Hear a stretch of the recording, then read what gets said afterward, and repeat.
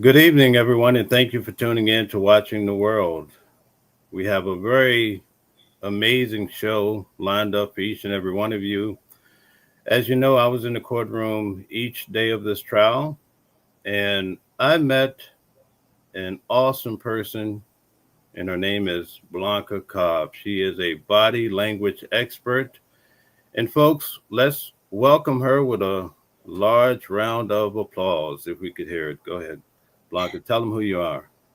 Well, everybody, I'm Blanca Cobb. I'm an internationally recognized body language expert with a master's degree in psychology. And what I do in these court cases is I just break down what's obvious and what isn't obvious. A lot of times people think that they're hiding, but their body leaks their emotions or how they're feeling. Okay, thank you very much. Today, folks, we're going to break down the juror that we see on CNN talking about what he experienced in this trial. He was an alternate juror, so ultimately he did not get a chance to vote in the final analysis. However, he did share some key points about this trial. So we're very fortunate to have Blanca here today. We're going to go through the video, go through each moment, each question, and examine his answers. And today you'll get to understand the body language of the man. And I think it's going to be amazing. So with no further ado, we're going to get started here with this particular video. All right. Joining me now is an alternate juror who was in the Sean Diddy Combs trial. George is joining us right now. This was 7 weeks of your life, hearing all of this testimony. You were an alternate, you did not deliberate, but did you agree with the final verdict? I understood the final verdict, and I think because I took a copious amount of notes overall. I took 350 pages worth of notes. Because at the end, we weren't told who was an alternate, who was the main juror until literally the last second when they were reading when the judge was reading his entire statement at the end. It was like the first 12 of you are the jurors, the last 5 are the alternates. So we didn't know, even in the jury room, no one treated everyone, we all were equal. Because we didn't know who was who. Would you have acquitted him? Okay, so Blanca, what do you think so far in regards to George? First, let's start by setting this up for everybody. When a juror is going to give an interview, and yes, he is an alternate juror, so he didn't deliberate, exactly what you said, Mel.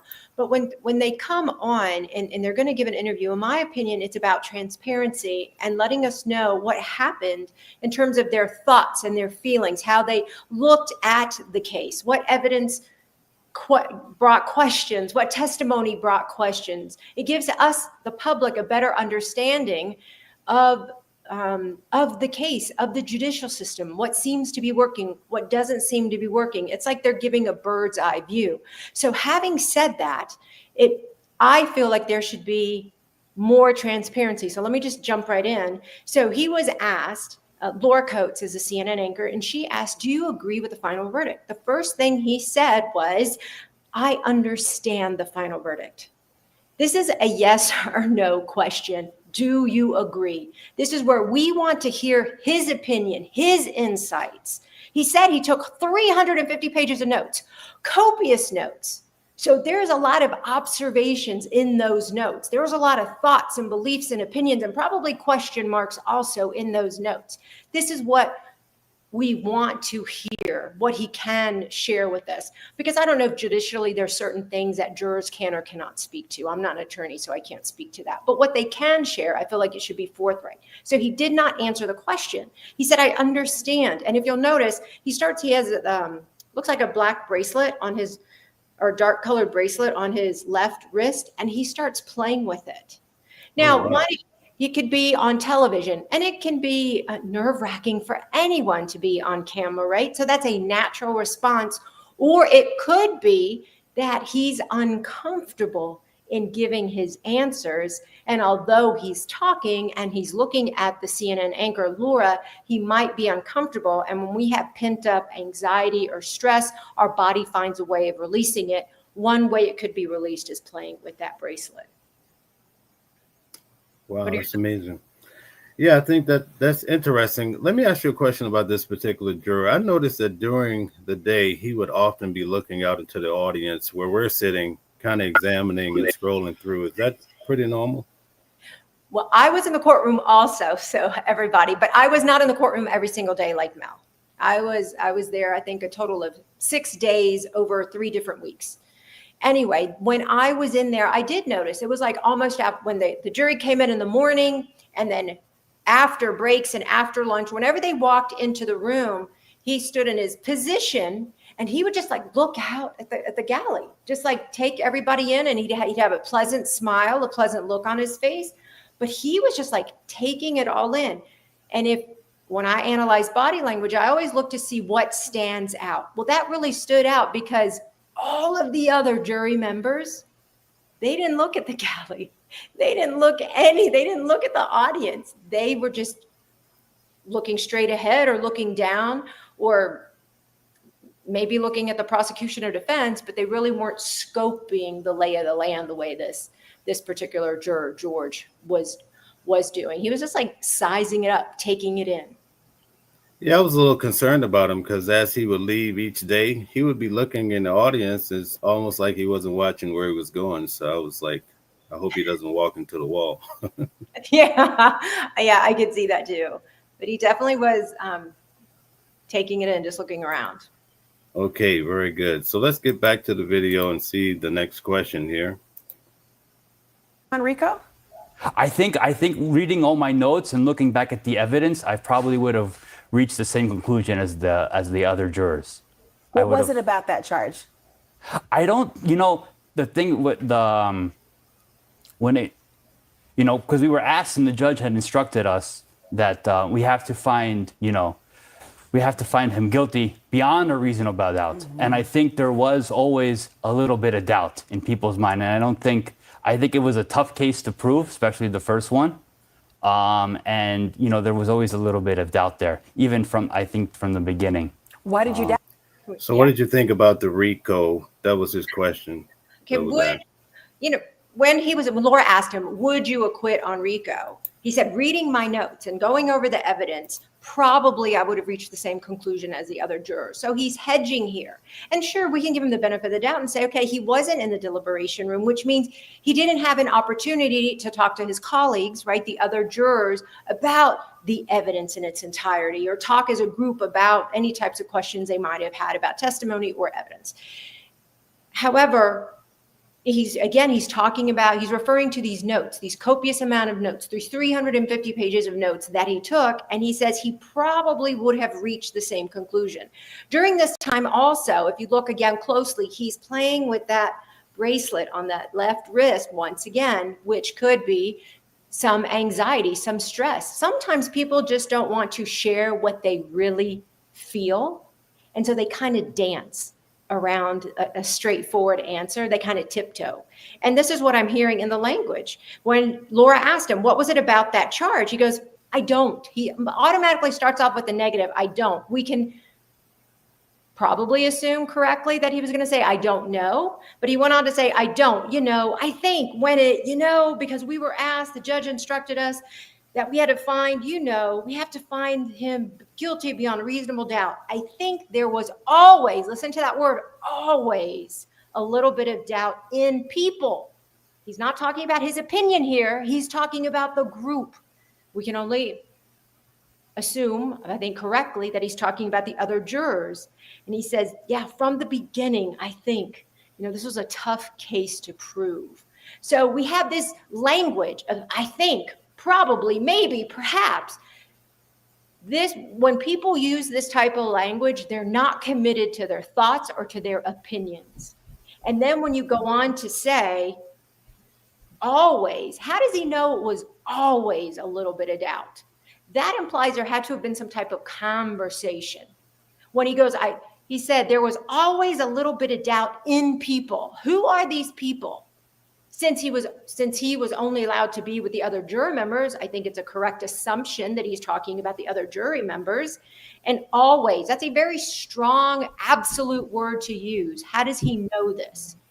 So that gives us pause in terms of his answer, because he's not committed to saying one way or the other. He's trying to loop in other people. Wow, it's so captivating just to hear you break this down. Do you think that it's coming from him not paying attention, or is he trying to be evasive? That's a great question. And I'm thinking because where I was in the courtroom in the days that I was there, he was hiding, not hiding, that's the incorrect word. Where he was sitting, the big screen, if you'll remember, Right. that big TV screen where people in the galley could see the evidence, he happened to be sitting behind that. So I should only speak for myself, I couldn't see him. But there were times I did see him lean forward when he was looking at his own little screen in front of his jury seat. So it could be a lack of paying attention. I can only talk about the times that I was in there, but and the times that I could actually see him. He did appear, in my opinion, the times that I could see him, like he was attentive. But perhaps from your viewpoint in the courtroom, you may have had a different angle from where you were sitting to where he was, and you may have seen something differently. Yeah, I noticed a lot that even during the day while sitting, he would often be peering into the audience, almost like he would stop and stare at each person. Sometimes he would look at me for a while and kind of wonder maybe why I'm there all the time or something. He's just so interested in the audience and each person throughout. I found that, I was intrigued by that. That could give the impression of being distracted, particularly during testimony, if he isn't directing his attention at the witness stand, right? Or at the attorneys who are talking at that moment. If he is looking around the room, it definitely could give the impression that he was distracted.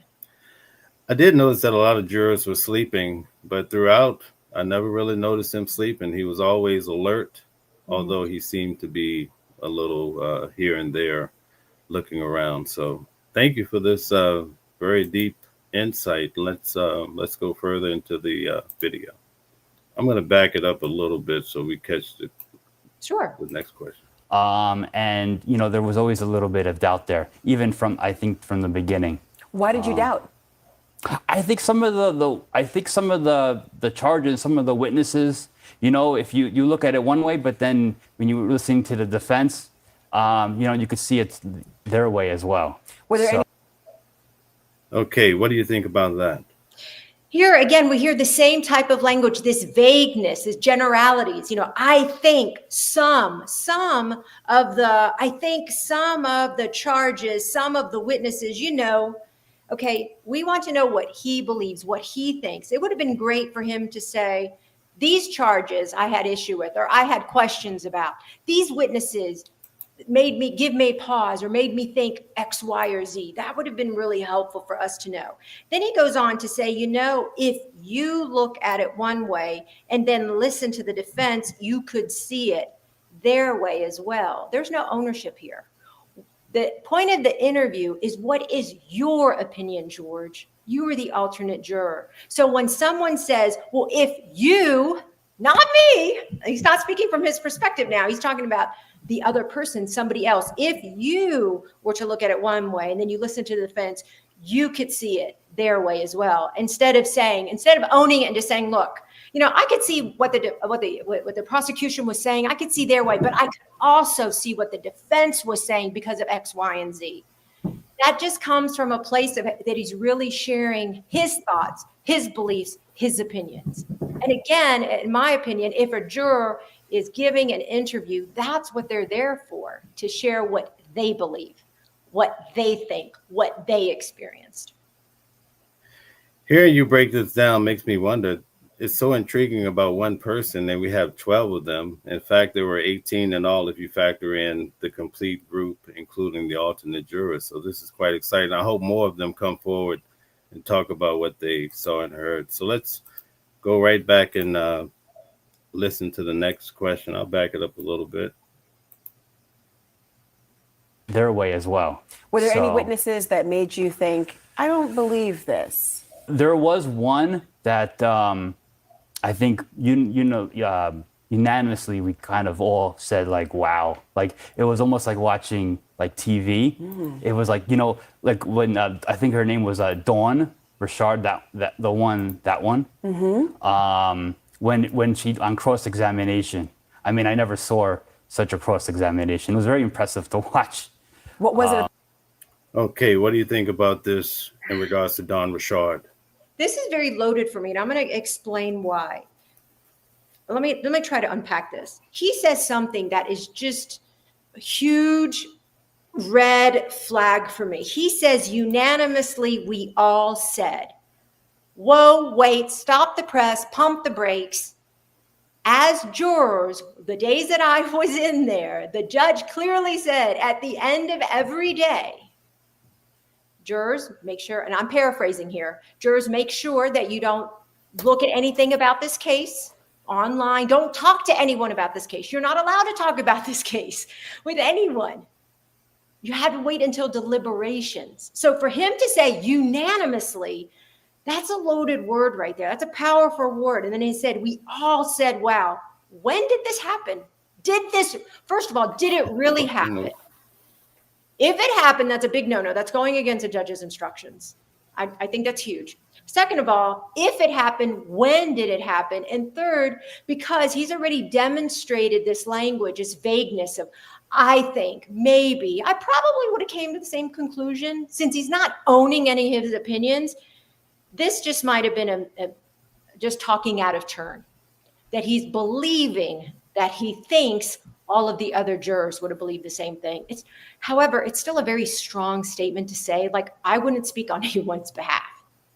That's huge. And then when he laughed a little bit, he chuckled, not an outwardly laugh, but he kind of giggled to himself when he was talking about the defense, the cross-examination, that it was very impressive to watch. Okay, that could be happening because of a couple of reasons. One, that giggle, sometimes when people get nervous, they'll actually chuckle, they'll laugh. And everybody else is going, wait, what's so funny about this? Like, there's nothing funny about this. But that's just how some people handle that stress. It could also be that he was focusing more on the theatrics than on the trauma, on the alleged trauma that was being discussed. And I say this because it can put an emotional distance in what he's hearing in that cross-examination, because listen to his words. He goes, impressive. It was impressive cross-examination. It was like a TV show. And then he goes on to say, and I think in the next clip, it was like a takedown. I mean, those are some powerful descriptors there. So maybe he's seeing it more on the theatrical side of how the defense presented or went through the cross-examination than really looking at it from the victim's perspective. Or it could be, a chuckle could be like, wow, like when he said he was impressed, it was like, whoa, I didn't even realize this, cross-examination could be that way, that it was like almost like a laugh to underscore any type of impression that he had, which was a favorable impression. He even said so. Do you think this involved like coaching for him to say these type of things, or some of these just go-to words that he normally uses? It could be his regular everyday language, and that's an excellent point that you bring up, Mel. It definitely could be his everyday language. This could be him. This is the only video that I have seen of George, this alternate juror. So it definitely could be. I don't think he was coached. I think if he was coached, he would own his opinions. He would own his thoughts. He would say, this is what I saw. This is what I believed. This is why. These are the witnesses that gave me question. This is a testimony that I didn't understand, because he would be talking completely from his perspective. I noticed quite a few times he says riveting. Is that normal that people have go-to words in Yes. day-to-day conversation? Oh, yeah. Think about someone in your life, and I'm going to make something up now here, or maybe anyone who's listening right now. Just think about that one person who always says something like, awesome. Everything is awesome. That's just awesome.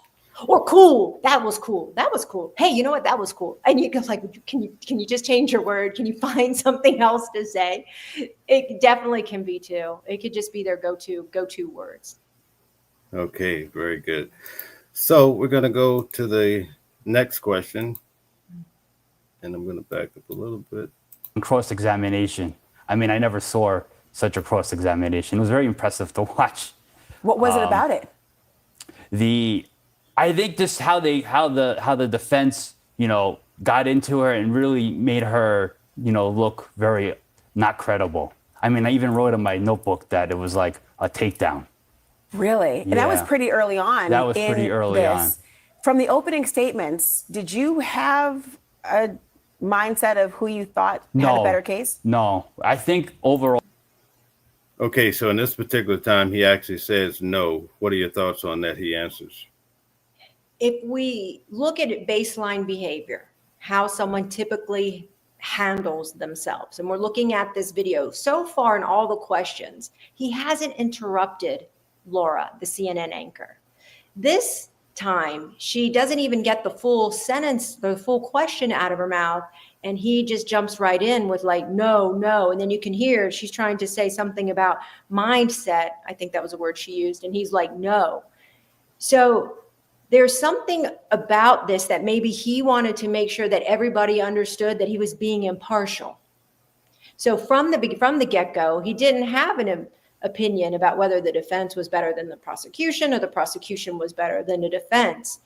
But it was interesting to me that this particular question, he started answering before the question was completed, and that says something. Okay, let me continue here. That was a short one. I think in the way I look at it, both sides presented really good. You know, both sides presented themselves well. We were very impressed with the prosecution and the defense, how they, you know, their professionalism, how they carried themselves. I mean, it was really good lawyering, as they say. Racketeer. Okay, what are your thoughts? That's him trying to be impartial, not to say whether he thought the defense was better than the prosecution or the prosecution was better to the defense. That's why he said they were both very professional. They handled themselves well. It was good lawyering. So this is him playing neutral, being neutral. So sometimes he does directly answer, but sometimes he add more words. So when he's adding the words, is he trying to convey his thoughts and get his points over, although as though he has an agenda, or no? I'm not sure I would say he has an agenda. I think he's being reflective. He's giving an answer that he's comfortable giving. And depending on the question, all the questions aren't created equal.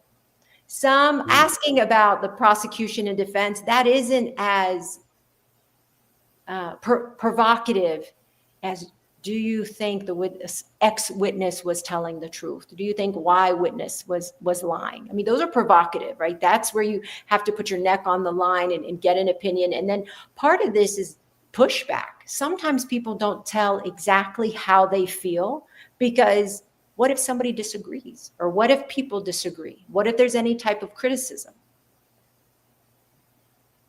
How do you tie in the facial expressions with the words and just be so accurate as you are? You want to make sure that what's presented in the face or in the body goes along and supports and aligns with the words. For example, if I say I'm angry, but I'm laughing as I'm really angry at you, Mel, you'll be like, girl, be quiet. You're not angry at anybody. Because I'm laughing, it doesn't go. The emotions, the mannerisms, the gestures have to echo the words, because when there's a disconnect, when it doesn't match up, what happens is people will believe the body language more than they believe the words. Let me give you an everyday example. Think about when you see somebody that you know, or you're walking down the street and you're like, hey, what's up? How's it going? And someone's like, fine. They're saying the right words, that they're okay, but that flat affect, I'm not looking at you or looking down, or their tone of voice lets you know that everything isn't okay, but you don't have any skin in the game, so maybe you don't pursue it. But it's that mismatch. That's why a lot of us are like, sure, they're not fine. But that's what people want to convey with their words. But what they don't realize is that how they say it, their facial expressions, their tone of voice, the speed in which they're talking, their mannerisms, their gestures, their position of their body, whether they're turned towards you or away from you, all of those little messages communicate something about how someone's feeling in that moment. I'm pretty sure you have everybody excited and they want to learn how to do this. Is this something that they can pick up on YouTube or reading books, or it requires a high-level training? You can get a good basic understanding by watching videos, by reading books. There's some excellent books out there. There's some very well-respected body language experts out there that you can study under. for me, I would tell anybody, this is practice. It's like anything else. You can read something in the book, but you have to apply it. You just can't open a cookbook, for example. I'm going to use a basic example here. You just can't open a cookbook and create a 5-course meal without practicing, without preparing, without trying different seasonings and tasting. Oh, it's cook this way, or maybe I cook it a little more, cook it a little less. What kind of pan do I want to use? It's trial and error. It's practice. It's like any other skill. You have to have practice, and then you have to have someone who really knows it, who can help your thinking, can go, ooh, wait a second, that's not quite right. Let's look at it this way. Or someone to say, yep, you're on the right track. You need that guidance. You need that feedback in order to be really good at this. Is it something you turn on and off? Like, are you doing this with your kids and your family members, or you do it when it's time calls for it? Great question. For me, it kind of sits on idle. Oh. So what that means is when I meet people, I'm not trying to size people up. I'm just not. It's exhausting. If you're always on, it's exhausting. To me, it's just like, I don't want that level of pressure or stress. So I just have a normal conversation with people. It's when something stands out, like I was talking about earlier, when something is just different, it just doesn't match up, then I'm like, ooh, wait a second. And it isn't to find someone lying. It isn't to catch somebody. It's to understand the other person. Because when people feel understood and accepted and seen, you're more likely to be able to have a better conversation and to have a healthier relationship with somebody. Thank you for that breakdown. Yeah. Let's continue here. Really good lawyering, as they say. Racketeering is notoriously a complex case. Did you feel that the prosecution presented enough evidence to support that there was even an enterprise? I think they did the best that they could, but I think it was a tough case to prove. Why? That was an enormous deep breath. What's going on here? This time, he took an opportunity to think, to be reflective, to take that deep breath and to pause before he gave an answer. And he wasn't like one of the previous questions when the CNN anchor had asked him about I forget the exact question. Oh, from the onset, did you have the mindset who had the better case? Before she could even finish, he was like, no, right? He jumped the gun there. This one, he let her finish the whole question, and then he was like, oh, hold on. Take a deep breath. One, you can take a deep breath to calm your nerves. Another reason people take a deep breath is just to think, right? It gets more oxygen into your brain. It helps us think a little better. And just to pause to think. And then he said, I think it was a very difficult case to prove, or difficult point to prove. So he took some time there to be reflective before he answered. And also his answer that he gave, he didn't own an answer. He didn't say no or yes. He bought a little bit of time. And it's almost like the way he worded it, it's almost like you don't want to tell somebody that they're wrong or no. So you find a way to tiptoe around the criticism, if you will. It was a difficult case to prove, right? So today, everyone, we have Blanca Cobb. She is a body language expert, and she's breaking down the reactions and the body language of the juror that was an alternate juror on the Sean Puffy Diddy Combs case. A lot of people in the audience are asking what's going on. We have a lot of people in the room. Please hit the like button, share and subscribe. Folks, you see, I bring you the top-notch people. I actually had the privilege of sitting in court with Blanca, and we shared notes, and we had a really good time examining this particular case. Blanca, please tell everyone where to find you. You can find me on YouTube, Blanca Cobb, Body Language Expert. So if you want a deeper dive into not only court cases, but just people in general, be sure to check out my videos. Blanca Cobb, Body Language Expert on YouTube. And then you can find me on TikTok, Blanca Cobb, Instagram, Blanca Cobb, X, formerly known as Twitter, Blanca Cobb. So I have a unique question for you. You're the opposite of me. You have a resting smile face. I have a resting serious face. Can you decipher all these body languages with two extremes? What do you mean? Does it make it hard that I have a resting, serious face and you're smiling all the time for you to discern what the real body language and how I feel about matters? Oh, I see. Not really. And I'm going to tell you why. Because we all have a baseline of how we typically interact with other people and the world. How we show up is what I'm trying to say. Some people are going to be happy and smiley and energetic, or they might talk fast or talk loud. Somebody might be a little more serious, might have a calm tone of voice, might be more reflective when they answer, may not get energetic when they talk. So those are two different types of baselines. So what happens is if I get really serious about something and you don't see me smile or you don't see me use my hands, that you're like, ooh, wait a second. All right, what just happened? What was the conversation? What was the question? What's going on with Blanca? Because her baseline behavior has changed. For you, since you're saying you're more serious and you're more mellow, if at some point, let's say you closed down even more, or you did the opposite and you got animated, then that would be your aha moment. People would be like, okay, what just happened with Mel? Because he's normally not this way. So that's why knowing somebody's baseline behavior is super important.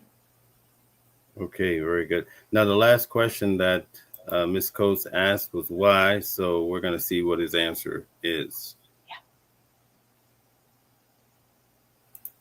I mean, when you look at the charges, kidnapping, arson, forced labor, the government had one side, but then the defense, they had some pretty good rebuttals to it. So I mean that I think added some doubt always, and I think in people's mind. What do you think about that answer? Okay, this would have been a great time for him to say, this is what the government did. Here are the points. They said A, they said B, they said C. And then he talked about the defense and their rebuttals. We don't know what he knows, right? We're not experiencing this through his eyes. This would have been great for him to say, yeah. And when the defense had this rebuttal to this witness or this piece of evidence, that gives us an understanding of where he's coming from. Then that allows us, the public, to see the situation through his eyes, which is more informative and that can educate us. Again, like I said at the beginning of our interview, I think that's a very big reason why jurors should be giving interviews, is to help inform the public of the judicial system, of the particular case, of the evidence, the questions, the moments of pause, or, oh yeah, this really convinced me because of 1, 2, and 3. And then he goes on to say, and it always added a little bit of doubt. Here's that word again, always. Why is it always? And then what was the doubt? So he's talking, but he's really not saying anything. And I don't mean that in a bad way, because we're not understanding his point of view. He's not being specific. He's being vague. Vague and ambiguous, right? That's right. That's what comes off. I notice that a lot of people interact that way. Is that a sign that they don't want to be bothered? Or could we read into when people are using these broad terms like always or whatnot? That should give us pause. If you were to hear someone use always or never, it really should give you pause, because it is hardly ever that something is always, except the sun always comes up and always goes down. The moon always comes up, the moon always goes down. In those situations, it is proven. But other times, no, we're not always happy. We're not always sad. We're not always right. We're not always wrong. So listening to that should give you pause and go, wait a second. Why are you using this superlative, this fluffy word? What are you trying to convince? Because a lot of times that isn't accurate. Not trying to say that someone's being intentionally deceitful. It's just not accurate. So how are we doing so far? Is this guy really expounding on this case, or he's not really telling us much at all? In my opinion, he's not telling us very much at all. Because one thing we haven't talked about yet is that actually we have. He keeps, when he wants to give an opinion, he says, I think we, meaning him and the other jurors. I think we believe this. I think we're okay with this. How do you know? And then why are you being the representative for everybody else? Particularly since you haven't deliberated. He should only be talking from his perspective, not from everybody else's. Having said that, sometimes people feel more comfortable either having a positive or negative opinion if they're not alone, if they're not standing alone. Because if we have it as a group, and I've got my buddies, or I have my colleagues, or I have my pals with me, then I can have more confidence in what I'm saying. Because I'm not alone, because I can't be wrong if everybody else agrees with me. It just gives more, it helps someone have more confidence. That's a great. They believe that they have more confidence, I should say. Great explanation. All right, so we're going to go further here. Didn't hear from some of the people the government said were co-conspirators, like employees, like Christina Karam, and, for example, or D-Rock. Yeah. Did that affect your thoughts about the case? I don't think so. No. Would you have wanted to hear from them? We always thought that maybe we would hear from them, but maybe we also understood maybe why they wouldn't be called. Why? Okay, so that's like 3 questions in one. Yeah. And I can just give you one big answer for all those 3 questions. It's groupthink. We always thought we'd hear from them. How does he know? How can he speak for the group? For whatever reason, this particular juror, alternate juror, doesn't feel comfortable putting his stake in the ground. He's not comfortable saying, this is what I thought. Yeah, I thought we would hear from them. It would have been nice to hear from Christina Karam because I would want to know X, Y, or Z. It didn't matter to me because he goes on to say, like, nah, it didn't really matter to us that these other people didn't testify. Then tell us why. First, stake your claim and then say why. It didn't matter. And this is why it didn't matter. Because the defense poked holes in this, or whatever his answer would have been. That gives us more confidence in what he is saying. So many times the judge said the jurors were not to talk to each other or discuss the case. This gives you the idea that perhaps he's saying we so much. Could we come to the conclusion that they were perhaps at times discussing matters amongst themselves? Oh, yeah. And if he's doing that and he rat out everybody, yikes.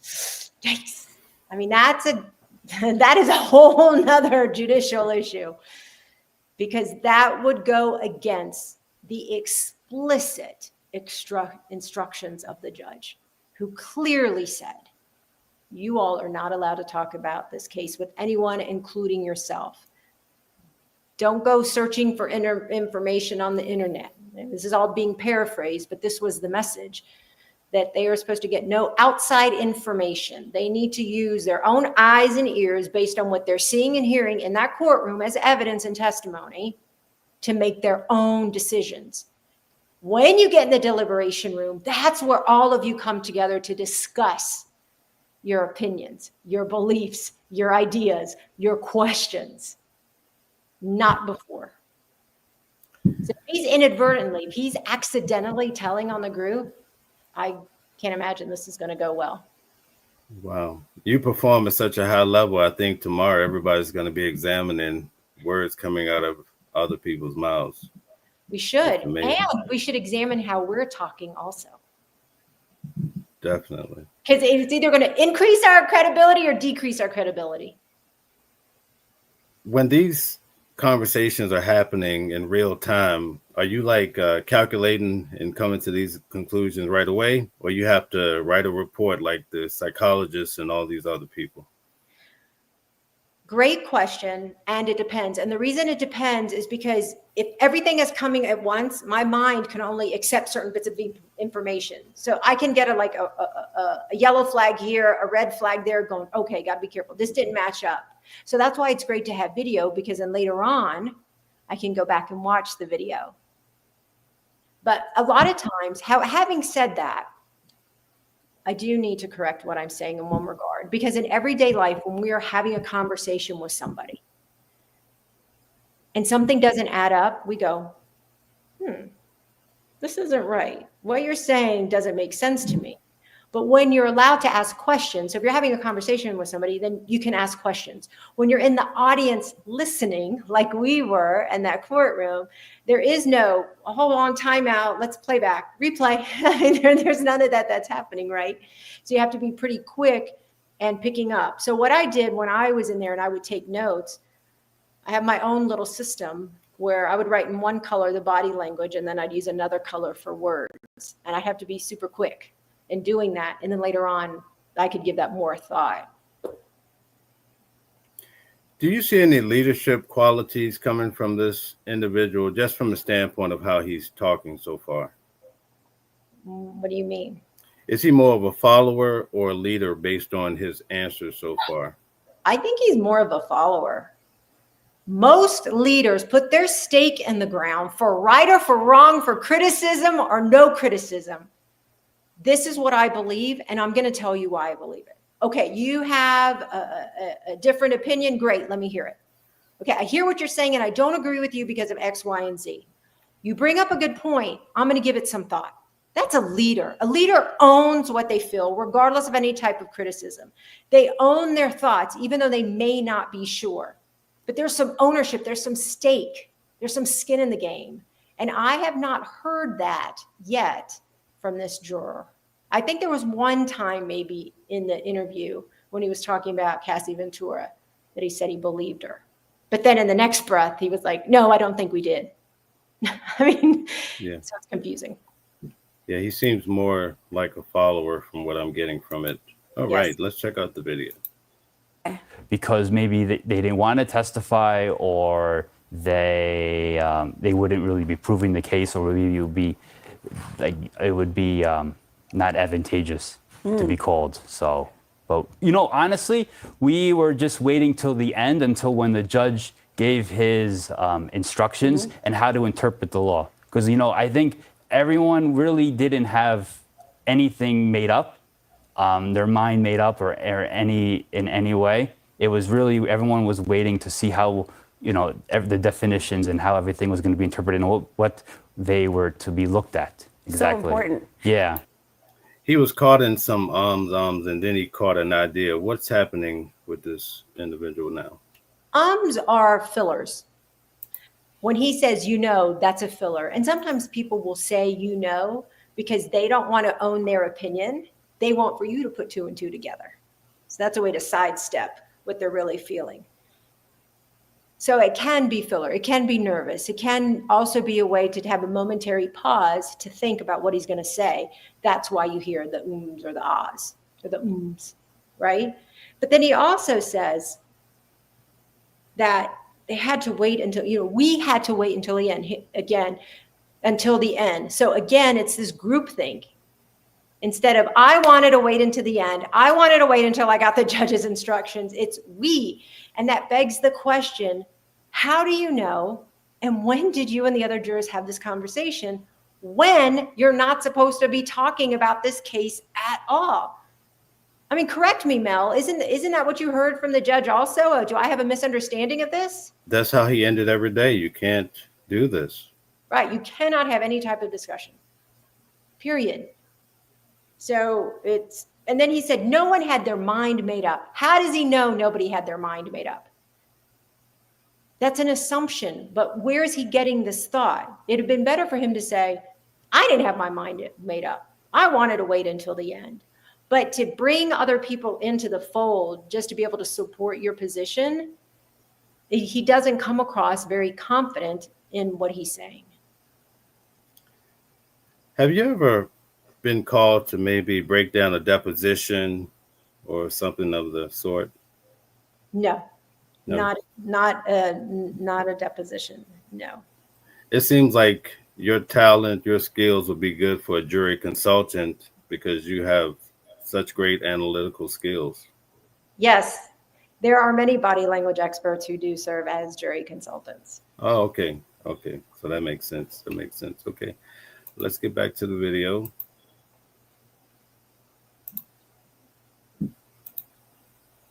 Talk to me about the sex trafficking cases, because of course charges. Obviously, Cassie Ventura testified visibly pregnant for days. Yes. How did her testimony impact you in your understanding of the case? It did. You know, I listened. You know, we listened very intently. It was, I think, 5 days or forever of thing, and you know, it was very riveting.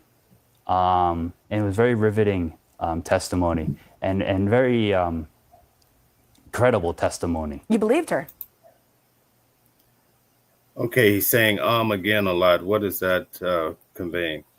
Here he starts off, it didn't, and then he says, we listened very intently. Again, he's bringing in the other jurors saying, we all listened to this. It was riveting testimony. It was very credible testimony. Okay, now, so that's positive, right? It was riveting. It was captivating. It got my attention is what he's saying. And he says it was very credible. Credible means believable, right? These ums and these ahs that we're hearing, again, these are filler words. It makes him not come across as a very articulate speaker. This helps him buy some time in thinking. And for some people, it is just a bad habit of using these ums as they're talking to buy them a little bit of time when they're talking. Is it possible to get these out of your vocabulary? Absolutely. So many people who speak practice, and one big thing is to pause, to actually be quiet. Take a pause like I'm doing, and then start back talking. Start up talking again. And the reason that can be so powerful, that pause, one, it gives somebody, a person, a chance to reflect on what you just said. And two, it comes across as you're being thoughtful. You're thinking about what you want to say next. A pause can be very powerful. Thank you for that breakdown. Mm-hmm. I mean, I think we did. I think we did. I mean, she wouldn't have done all this just to come up there and you know, lie about everything. So no, I don't think even the defense didn't come out and say or anything like that. Did the money that they talked about in terms of a civil settlement she received, did that color her testimony for you at all? I don't think so, no. I don't think so, no. Did you look? Yeah. What about the repeating? Okay, well, let's go back a little bit. First, he says her testimony is very credible. Then Laura, the CNN anchor, pushes him politely, you know, so not figurative, I mean, not literally, but figuratively, wants to go, oh, wait, it was credible evidence, so you believed her? And then he backs off. And he goes, I think we did. I think we did. So then this is like talking out of both sides of your mouth. If it was credible testimony, then why didn't you believe her? But he can't go there. He's like, ooh, whoa, what did I just say? So I'm going to backtrack and I'm going to say, I think. He's not confident there. He's not owning it. And he says, I think we did. I think we did. I think we believed her. You can't have it both ways. It's either you believe her and it was credible, or it wasn't credible and you didn't believe her. Or if there were some parts that you believed and other parts you didn't, this would be your time to clear the air. This would be your time to speak. But the way he does it, it doesn't make any sense. Do you think a lot of this has to do with paying attention? It could be. I just think for whatever reason, he's not confident taking a stand. He's not confident in saying, yeah, I believed her. Now that the case is over, the jury has spoken and they have made their decision.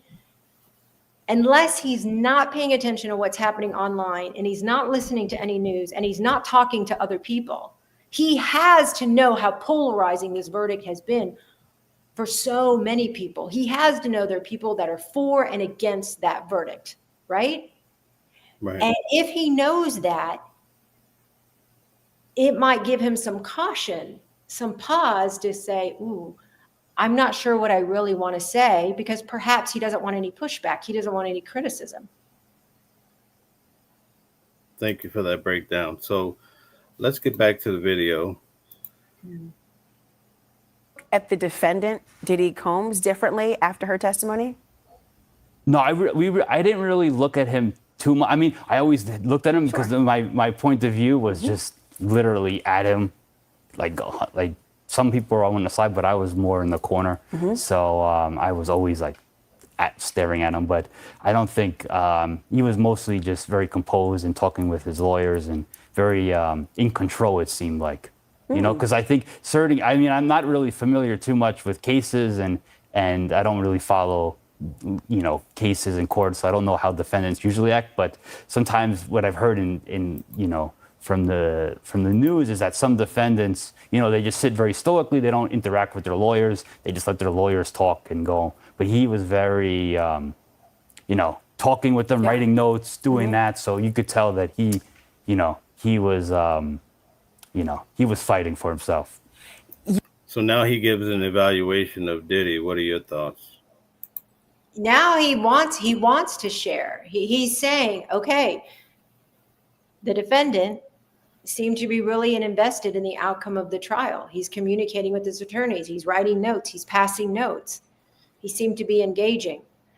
Going back to the beginning, though, of this clip, I don't think he understood the question, because I don't believe that the CNN anchor Laura Coates meant it literally. I think she meant it figuratively. How do you see him now after knowing this information? Did it change your opinion, your perception? I don't think he understood that, because his answer indicated, no, I could physically see him. And then that jostled the commentary about Diddy being invested in his own defense and writing notes to his attorney. The way that he's breaking it down, can we trust that the jurors come to an accurate decision in these cases, these complicated cases? We cannot, in my opinion, we can't judge the whole jury based on one person. Okay. He is just one person. And I believe that if there were any questions from the other jurors, they would go, wait a second, I'm not understanding this. Explain this. Or, you know, 5 of us are saying this, you're saying this, help us understand. I think there would be some dialogue. I think there would be some discussion. At least I would like to think that. Okay, so it seemed like a rather short video, but we're just halfway through. So maybe we could come back and chop it down another time, because I know there's people in the audience. There's so many questions. So I want to get in a few questions. I like to keep people to the time that we have spoke about before previously. So we were there. Okay, so let's see here. Okay, this is Satonia says, I think from the onset when I came on, the question of him looking around the gallery, I think now that we're here, he was talking it all, and because of some point he's remembering he's an alternate. What are your thoughts on that? Could be. I mean, that's a possibility. Unless we ask him, have the opportunity to ask him and say, hey, what was going on in your mind as you were looking around the room? What was going on for you? We really can't know, but I do think it's a possibility. Okay, very good. Tyler says, looks like he smiles when speaking of Diddy. That's a good observation. He might be. To him, George did say he's not very familiar with a lot of trials. Perhaps it made an impression on him with Diddy communicating with his attorneys and writing all these sticky notes that you and I saw that he would pass to different attorneys, right? It's just like George was saying, like he was defending, you know, he's fighting for his own freedom. He was fighting for himself. Maybe that made a favorable impression to this alternate juror, George, and that's where the smile comes from. Or maybe it was a surprise also, like, wow, I didn't realize that people are that invested in their defense. Okay. Please tell everyone how to find you again. We have a lot of people, new people in the room, and I just want them to be able to know who you are and how to find you. Yeah. You can find me on YouTube, Blanca Cobb, Body Language Expert. I have all different kinds of videos there, not only about court cases, but just people in general. Just how to have better relationships and communication dynamics with other people. And then I'm always open to suggestion too. So if there is something that you want me to take a look at, let me know. And you can find me on Instagram and TikTok and X, formerly known as Twitter, at Blanca Cobb. I'm telling you, this is an awesome show. I am so perplexed by what you've been breaking down. You know, we really need more of this from you. The Tea Lounge says, and guys, the Tea Lounge was at the courthouse every day too. Go check her out. She has an awesome channel, has a lot of panels as well. She says he doesn't want to call her a liar on national TV. Very well could be. Like I was talking about earlier, he didn't want to put a stake in the ground. He did not want to own his opinion, his perception. I believe that's why there was a lot of groupthink. And I think we believed her instead of owning it. Yeah. And there could be a lot of criticism on his opinion just because this case has been very polarizing. Some people have really supported the verdict and other people have not. And since because it's polarizing, it's hard to take a stand because of any type of pushback. That is a possibility that could be going through his mind of why he's not exactly what you're saying, that perhaps he doesn't want to call her a liar.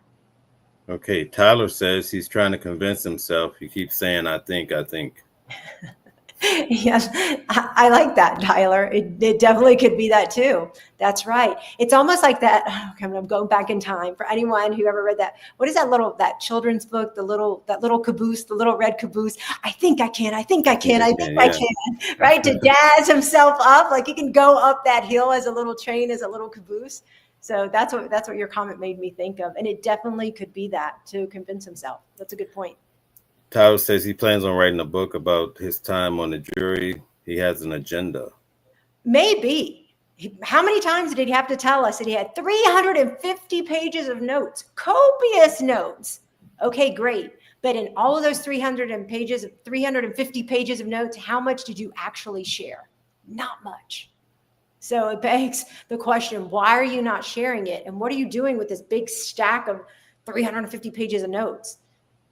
Definitely could want to write a tell-all. Lavender Smile Hairstyle says he came across as not being sure. Absolutely. You're spot on there. I completely agree with you. Nikki says, is he being paid for this interview? I don't know the answer to that question. Probably not, but I don't know. Do you know, Mel? I would imagine so, but I don't know for sure. Yeah, I don't know. Okay, Santonia says, I always stop people when they include me into something as such and say, I've always been told don't allow someone to speak for me. I agree. Yeah, we should have our own voices because then there's no confusion and there's no ambiguity and there's no reason for why each person shouldn't speak for themselves. You don't want anyone to put words in your mouth. At least I wouldn't think so. Right. Good point.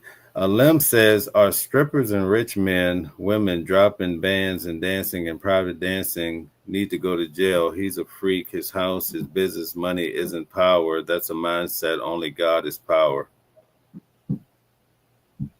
That's pretty interesting. Tyler says, notice how he keeps looking down and breaking eye contact.